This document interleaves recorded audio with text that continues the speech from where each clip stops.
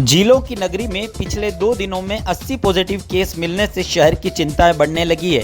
लेकिन मुख्य चिकित्सा अधिकारी डॉक्टर दिनेश खराड़ी ने स्पष्ट किया है कि 80 संक्रमित मिलने के बाद टोटल मरीजों की संख्या 102 हो गई थी, जिसमें से 79 केस एक ही क्षेत्र के हैं। इसलिए कांजी का हाटा क्षेत्र में ही चिकित्सा विभाग की तरफ से जांच केंद्र बना दिए गए हैं और उसी क्षेत्र में सैंपलिंग की जा रही है।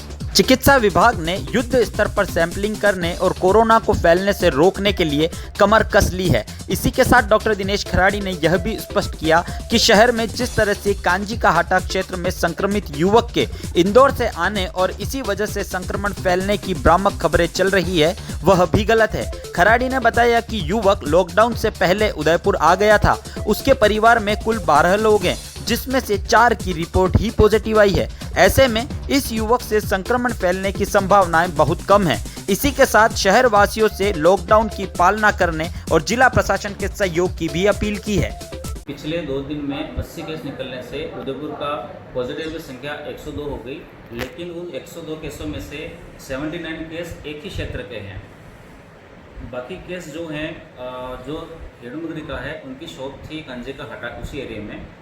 तो बहुत ज़्यादा पैनिक होने की ज़रूरत नहीं है। हमारे जो 102 केस हैं, बाकी डिस्ट्रिक्ट में और भी ज़्यादा केस निकले हैं, वहाँ पे कंट्रोल हुआ, वहाँ पे अभी कम केस निकल रहे हैं। मैं आपको ये निवेदन करना चाहूँगा कि कर्फ्यू का सख्ती से पालन करें। अगर कर्फ्यू का पालन नहीं किया और हम सोशल डिस्टेंसिंग मेंटेन नहीं करी, इधर उधर घूमते रहे, तो पॉजिटिव की संख्या बढ़ने की संभावना है। मैं सबको ये कहना चाह रहा हूँ, उस एरिया में केस तो हैं, लेकिन बहुत अच्छी खबर ये है वो लगभग सारे ही एसिम्प्टोमेटिक हैं। एसिम्प्टोमेटिक है और जो होमगार्ड पॉजिटिव था वो दूसरे दिन ही नेगेटिव हो गया। ये खबर फैल रही है होमगार्ड ने सभी पूरे एरिया में इन्फेक्शन फैला।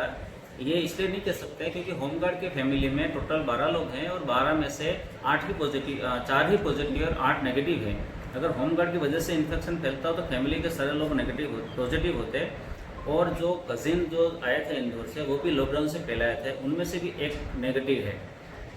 तो हम ये भी नहीं कह सकते कि इंदौर से यह वायरस आया। हम मालूम कर रहे हैं यहाँ पे वायरस कहाँ से आया।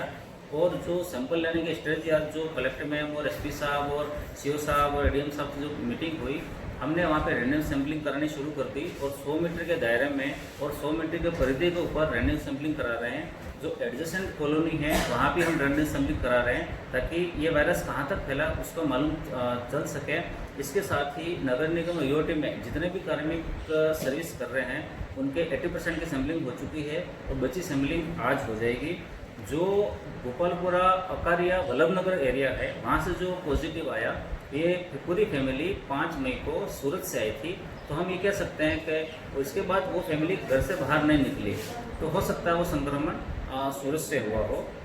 पूरा प्रशासन, चिकित्सा विभाग मुस्तैदी से कार्य कर रहे हैं। सभी से निवेदन है सोशल डिस्टेंसिंग का पालना करें, कर्फ्यू का पालना करें और प्रशासन का इसमें सहयोग करें।